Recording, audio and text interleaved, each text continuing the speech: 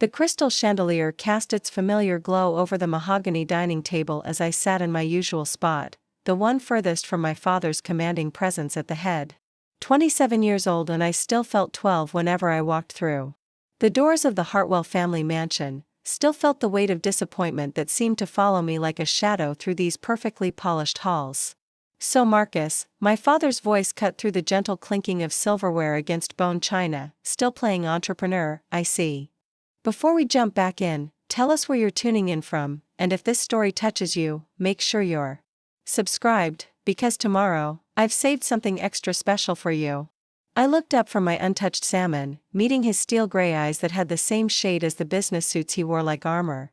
Around the table, my family had arranged themselves in their usual formation, a board of directors presiding over my quarterly performance review disguised as Sunday dinner. "It's not playing, Dad. Dataflow Solutions is a legitimate, Dataflow Solutions," my older brother David interrupted with that condescending chuckle that had followed me through childhood. "Remind me again what that actually does?" David sat to our father's right, naturally, his medical degree from Harvard displayed metaphorically like a badge of honor. Dr. David Hartwell, cardiac surgeon, father of two, owner of a house that graced the cover of Architectural Digest last spring. "Everything I wasn't. We develop data analytics software for small to medium businesses," I said, trying to keep my voice steady. "We help companies make sense of their customer data, optimize their operations, from your apartment?" My sister Catherine's voice carried that particular tone she'd perfected in law school, the one that made witnesses crumble on the stand. "With what, 3 employees?" "4, I corrected, though I knew it sounded pathetic even to me. "And we're working on securing series of funding." The silence that followed was deafening. My stepmother Linda dabbed her lips with her napkin, a gesture that somehow conveyed both sympathy and disapproval. She joined the family when I was 15, bringing her own success story as a real estate mogul and her unwavering belief that the Hartwell name meant something. "Marcus," my father said finally, his voice carrying the weight of 40 years building Hartwell Industries into a manufacturing empire, "you dropped out of Stanford Business School. You've been working on this software thing for 3 years. At some point, you need to face reality." There it was. The eternal reminder. The family scar that would never heal. I'd left Stanford 2 years into my MBA program, walked away from the predetermined path that would have led me into the family business, into the life they'd all mapped out for me since birth. "I know you think I made a mistake, we don't think." Catherine interjected, her wine glass catching the light as she gestured. "We know. You had a guaranteed position at Hartwell Industries. You could have been running the technology division by now. Instead, you're playing video games in your apartment." "We don't make video games," I said, frustration bleeding into my voice. "We make business intelligence software. There's a difference." "Is there?" David asked, cutting his salmon with surgical precision. "Because from where I'm sitting, it looks like you're afraid of real responsibility. Real work." I felt my jaw clench. Real work. As if the 18-hour days I'd been putting in, the months of surviving on ramen and coffee, the endless nights of coding and debugging and pitching to investors who saw me as just another privileged kid with a half-baked idea, as if none of that counted as real work. "You know what I did at 27, my father continued, his voice taking on that familiar lecturing tone. "I was already running 3 factories, had 200 employees depending on me. I had responsibility. I had results." "Different times, Dad," I said weakly, knowing it was a mistake even as the words left my mouth. "Different times," he repeated, his laugh devoid of humor. "You know what's different about these times, Marcus? Everyone thinks they can make millions sitting at a computer. Everyone thinks they're the next Bill Gates. But you know what actually builds wealth? Manufacturing. Real products. Real value." The weight of their expectations pressed down on me like a physical force. For pairs of eyes, successful, accomplished, disappointed eyes, watching me struggle to defend a dream that felt increasingly fragile under their scrutiny. "The offer still stands," my father said, his tone softening slightly. "Vice President of Operations. 6-figure salary, full benefits, real equity in a real company. You could start tomorrow." I'd heard this offer before. Monthly, actually. Always. presented as generosity, as a lifeline for their wayward son. But I knew what it really was, a golden cage, a way to keep me close while ensuring I never strayed too far from the family narrative again. I appreciate the offer, Dad, but I need to see this through. See what through? Catherine's voice sharpened. You don't even have a real office. You're operating out of a WeWork space, for God's sake. Actually, I said, seizing on the one piece of good news I'd been saving for this moment, we're moving into a proper office next month. Downtown. 5,000 square feet. The silence that followed was different this time. Less dismissive, more calculating.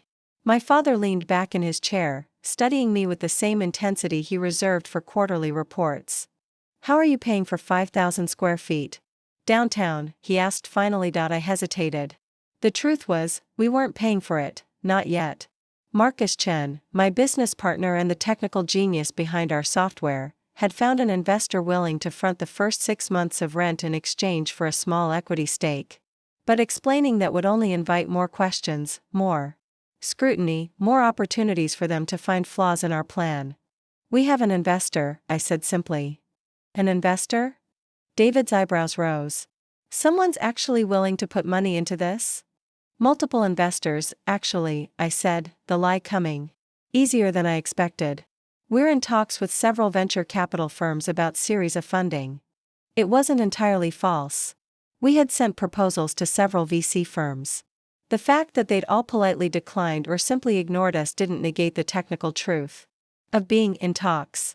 How much are we talking about? My father asked, his business instincts clearly engaged now. I can't discuss specifics, I said, grateful for the excuse. NDAs, you understand. Linda finally spoke up, her voice carrying the cautious optimism of someone who'd built her own business from the ground up. That's wonderful, Marcus. What's the timeline? We should know more in the next few weeks, I said, praying that Chen's latest pitch to Tech Forward Ventures would go better than our previous attempts. Well, my father said, raising his wine glass, I suppose congratulations are in order. Though I have to say, I'll believe it when I see it. The rest of dinner passed in a blur of polite conversation and thinly veiled skepticism. David shared updates about his latest surgical innovations, Catherine discussed her recent promotion to partner at her law firm, and Linda outlined her plans for expanding her real estate empire into commercial properties. Each success story felt like another weight added to my shoulders, another reminder of how far behind I'd fallen in the race I'd supposedly never wanted to run. As I prepared to leave, my father pulled me aside in his study, the same room where he'd lectured me about responsibility and legacy throughout my childhood. The walls were lined with awards, photos of him with politicians and business leaders, tangible proof of a life lived with purpose and impact. Marcus, he said, closing the door behind us, I want you to know that I'm proud of you for trying. Initiative matters. Drive matters. But son, you need to understand something about business. He moved to his desk, picking up a crystal paperweight, a gift from the Chamber of Commerce recognizing Hartwell Industries' contributions to the local economy. Business isn't about having the best idea. It's about execution. It's about having the resources, the connections, the experience to turn ideas into reality. You've got the idea part down, I'll give you that. But the rest, he trailed off, setting the paperweight down with a soft thud. The offer stands, Marcus. VP of Operations. You'd be working directly under me, learning the business from the ground up. Real business. Proven business. And when I retire, there's a clear succession plan. Dad, think about it, he said, moving to open the door. That's all I ask. Think about what you really want, to play around with software for a few more years, or to build something lasting. Something that matters. The drive back to my apartment took me through the city's financial district, past the gleaming towers where real businesses conducted real work. The contrast between my family's mansion and my cramped one-bedroom apartment had never felt more stark. 3 years of pursuing this dream, 3 years of 16-hour days and sleepless nights, and I was still explaining myself at family dinners like a college student defending a questionable major. My phone buzzed as I pulled into my building's parking garage. A text from Chen, need to talk. Can you come to the office? I checked the time, nearly 11 p.m. Chen was notorious for his late-night coding sessions, but something about the tone of his message felt different. Urgent, astérisque. 20 minutes later, I was climbing the stairs to our WeWork space, my keycard beeping as I entered our small corner office. Chen was exactly where I expected to find him, hunched over his laptop, surrounded by empty energy drink cans and the detritus of another marathon coding session. "Marcus," he said without looking up, "we need to talk about Tech Forward." My stomach dropped. Tech Forward Ventures was our last real hope for series of funding. We'd pitched to them 3 weeks ago, and they'd seemed genuinely interested in our customer analytics platform. More interested than any of the previous firms we'd approached. "Bad news?" I asked, settling into the chair across from his desk. "Actually," Chen said, finally looking up with a grin that seemed to split his face in half, "the best news we've ever had." He spun his laptop around, showing me an email that made my heart skip. "Dear Mr. Chen and Mr. Hartwell," the email began. "After extensive review of your proposal and technical demonstration, Tech Forward Ventures is pleased to offer Dataflow Solutions a Series A investment of $2.5 million in exchange for 25% equity in your company." I stared at the screen, reading the same sentence over and over again. $2.5 million. Real money. Real validation. Real proof that maybe, just maybe, I hadn't been completely delusional for the past 3 years. "There's more," Chen said, scrolling down. "They want to announce the investment next week. Press release, industry publications, the works. And Marcus." He paused, his grin somehow growing even wider. "They want to make you chairman of the board." The words hit me like a physical blow. Chairman. Not just CEO, not just founder, but chairman. The kind of title that would make my father's quarterly reports look like homework assignments. "They think the business side of our operation is what sets us apart," Chen continued, his excitement building. "The way you've structured our partnerships, the market analysis, the growth projections, they were blown away. They specifically mentioned your strategic vision as a key factor in their decision." I felt something shift inside me, a tectonic plate of self-doubt sliding away to reveal something harder, more solid underneath. Strategic vision. The same skills my father had insisted I'd need at Hartwell Industries, the same business acumen I'd supposedly been wasting on playing entrepreneur. "When do we sign?" I asked, surprised by the steadiness in my own voice. "Thursday," Chen said. "Their offices. Full board meeting to formalize everything." I pulled out my phone, scrolling through my contacts until I found the number I'd memorized but never had the courage to use. My father's direct line at Hartwell Industries. "What are you doing?" Chen asked, watching me stare at the phone. "Something I should have done a long time ago," I said, "but I didn't dial." "Not yet." Instead, I looked around our cramped office space, the whiteboards covered in strategic planning diagrams, the prototype displays showing off our software's capabilities, the wall of rejection letters from investors who couldn't see what Tech Forward had seen. This wasn't just about proving my family wrong. This was about proving myself right. "Chen," I said finally, "call the real estate agent. Tell them we want to look at bigger spaces." "Much bigger." "How much bigger?" he asked, his fingers already flying across his keyboard. I thought about my father's office, about the awards and photos and tangible proof of success. About the quarterly reports and board meetings and the weight of real responsibility. "Big enough for a real chairman's office," I said, the words tasting different in my mouth now. Not like a pipe dream or a desperate hope, but like a statement of fact. As I walked back to my car, my phone buzzed with a text from my sister Catherine. "Hope you know what you're doing with this investor thing. Family dinner was interesting." I smiled, typing back quickly, "Trust me, Kat. I know exactly what I'm doing." For the first time in 3 years, that wasn't a lie. The transformation from family disappointment to venture capital success story was about to begin, and I had exactly 4 days to prepare for the conversation that would change everything. 4 days to prepare for the moment when I'd call my father back, not as his wayward son seeking approval, but as chairman of the board of a company worth millions. The real work was just beginning. The Tech Forward Ventures office occupied 3 floors of a glass tower in the city's financial district, the kind of building where serious money made serious decisions. As I adjusted my tie in the elevator mirror, I caught sight of myself, really looked at myself, for the first time in months. The man staring back wasn't the defeated dropout who'd sat through Sunday dinner 4 days ago. This was someone else. Entirely. Nervous? Chen asked, checking his watch for the third time in 10 minutes. No, I said, and realized I meant it. I'm ready. The elevator dinged softly as we reached the 32nd floor. Through the glass doors, I could see Sarah Mitchell, Tech Forward's managing partner, waiting in the reception area.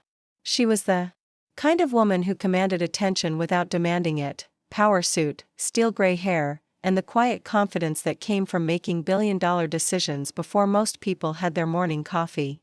Marcus, Chen, she said, extending her hand. Welcome to Tech Forward. Are you ready to make history? The boardroom was everything I'd imagined and more.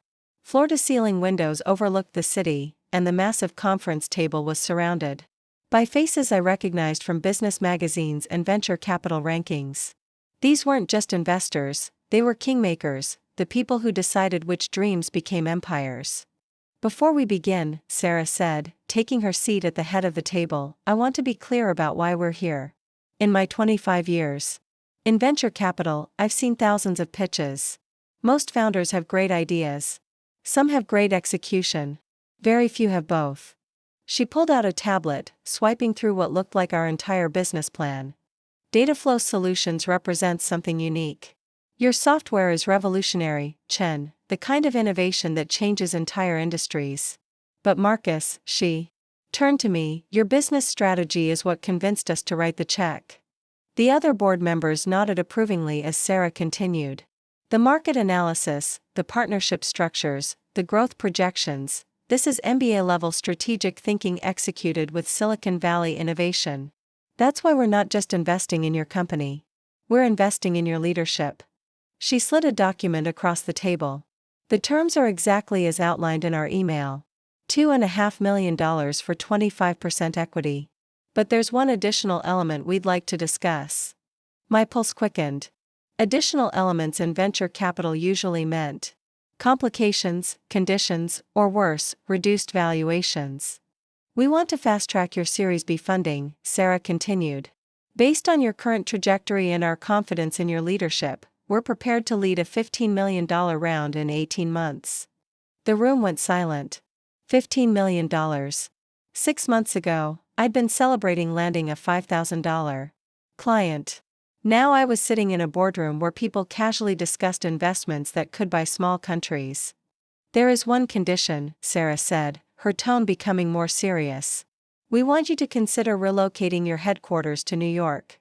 The opportunities for growth, the access to talent, the proximity to major clients, it would accelerate your timeline significantly.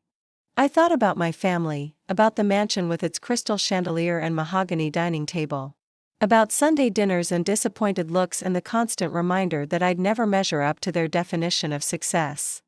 I'll need to discuss it with my team, I said carefully. Of course.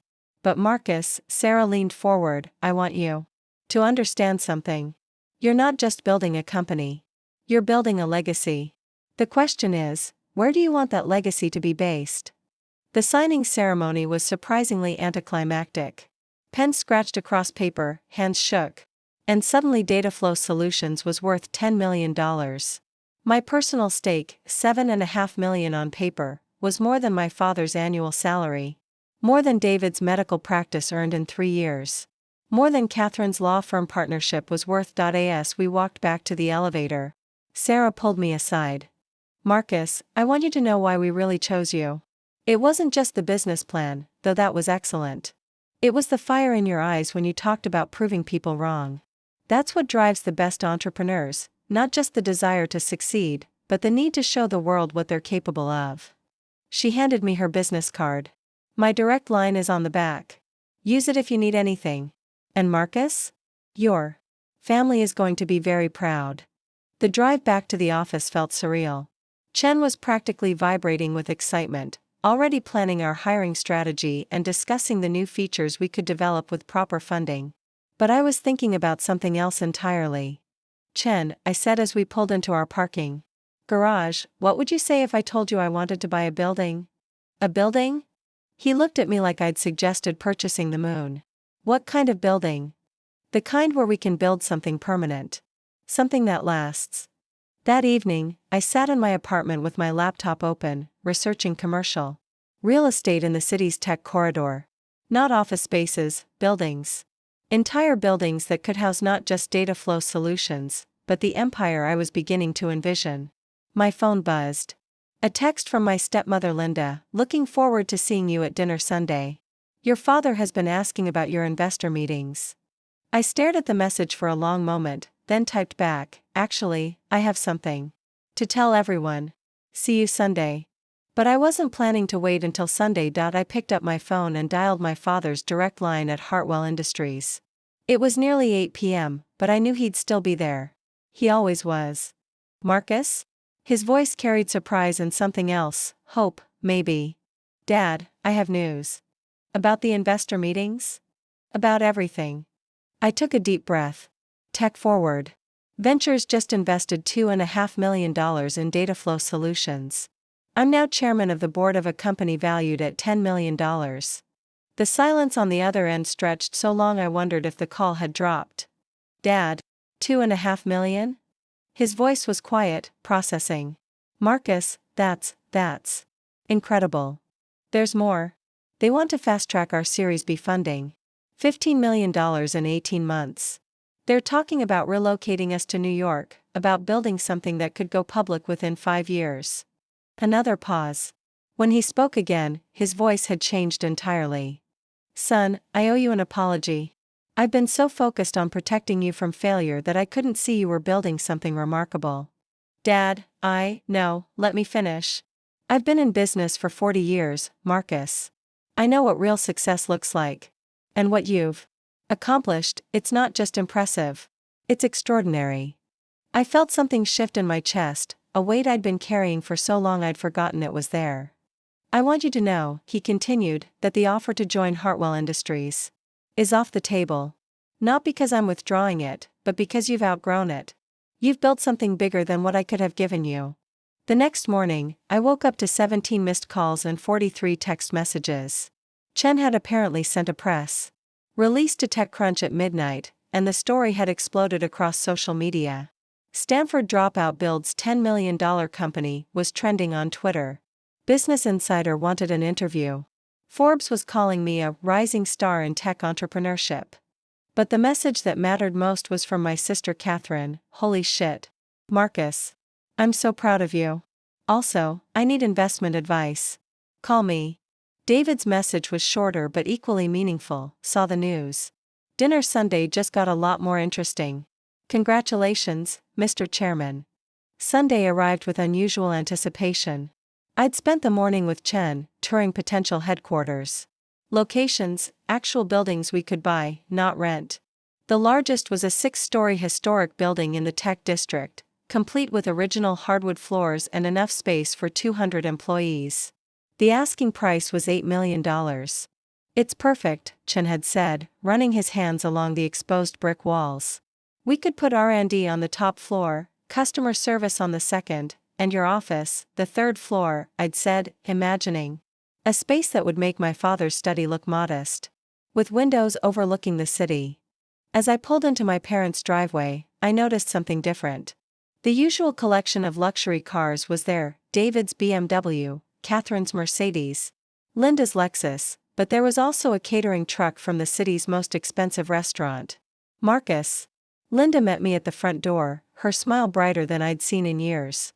Congratulations. Your father insisted we make tonight special. The dining room had been transformed. Instead of the usual formal place settings, there were champagne flutes at every seat and a banner hanging from the chandelier. Congratulations, Chairman Hartwell. Well, Catherine said, standing to embrace me. Look who's not the family disappointment anymore. I was never disappointed. My father said, approaching with 2 glasses of what I recognized as his most expensive champagne. Concerned, maybe. Protective. But never disappointed. David clapped me on the shoulder. So, Mr. Chairman, when do we get to tour the new headquarters? Soon, I said, accepting the champagne. We're looking at buildings, actually. Not just office space, entire buildings. Buildings, my father raised an eyebrow. That's ambitious.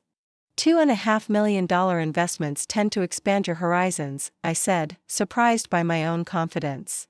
Tell us everything, Linda said, settling into her chair. From the beginning. For the next hour, I told them the story they'd never bothered to hear.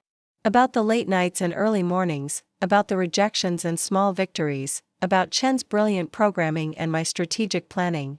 About the moment when Sarah Mitchell had looked across that boardroom table and seen not a dropout, but a chairman.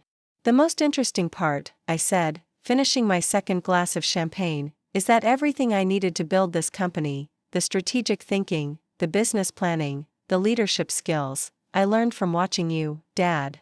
You taught me more about business than Stanford ever could have. My father's eyes grew misty. Maybe. But you had the courage to apply those lessons to something new.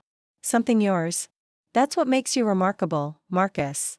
As dinner wound down, my father pulled me aside once more, but this time, we went to the living room, not his study. We sat as equals, two businessmen discussing the future. I have a proposition, he said. Not a job offer, a business proposition. Hartwell Industries could use better data analytics. We're still using systems from the 1990s. What would it cost to have Data Flow Solutions overhaul our entire operation? I smiled, pulling out my phone and opening our pricing calculator. For a company your size? About $200,000 for the full implementation. Consider it our first major contract, he said, extending his hand. Partners. Partners, I agreed, shaking his hand. As I drove home that night, my phone rang. Sarah Mitchell's name appeared on the screen. Marcus, I hope I'm not calling too late. I wanted to let you know, we've been fielding calls all day. The press coverage has been incredible. We're moving up the timeline for your Series B funding. How much are we moving it up? 6 months. We want to announce the $15 million round in December. The board is convinced you're ready for the next level. I pulled over, needing to process what she'd just said. December was 8 months away. By this time next year, Dataflow Solutions would be worth $25 million.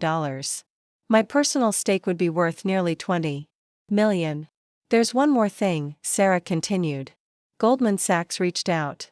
They want to discuss taking Dataflow Solutions public. We're talking about a potential IPO in 3 years, valuation around $200 million.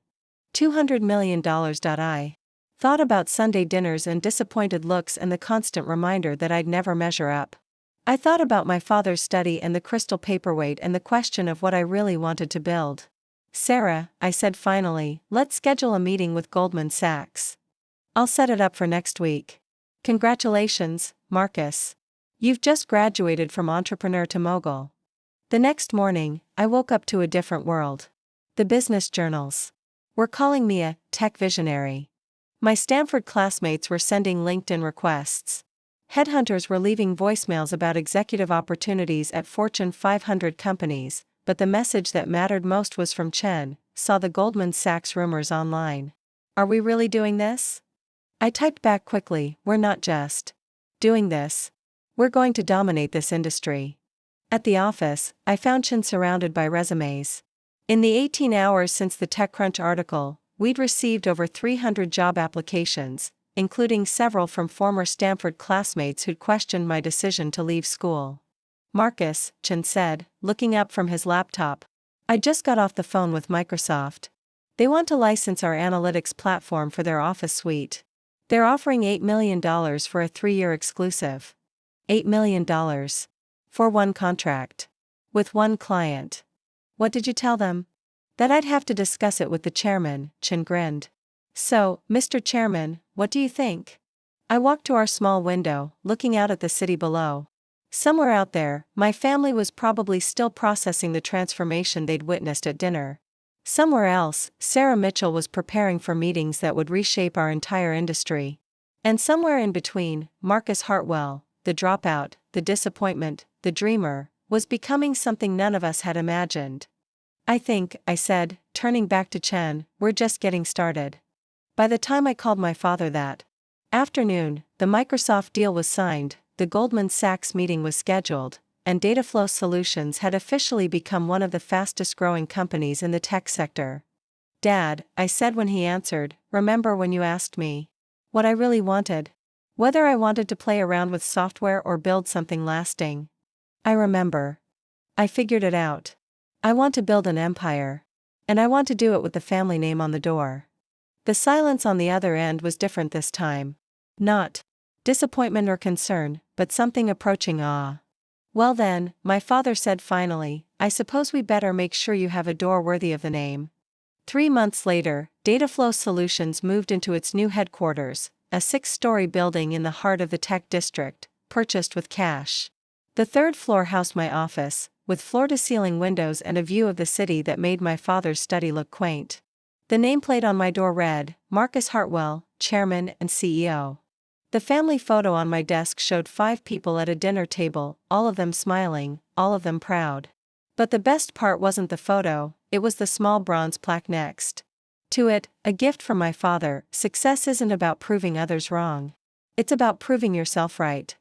The dropout had become the chairman. The disappointment had become the success story.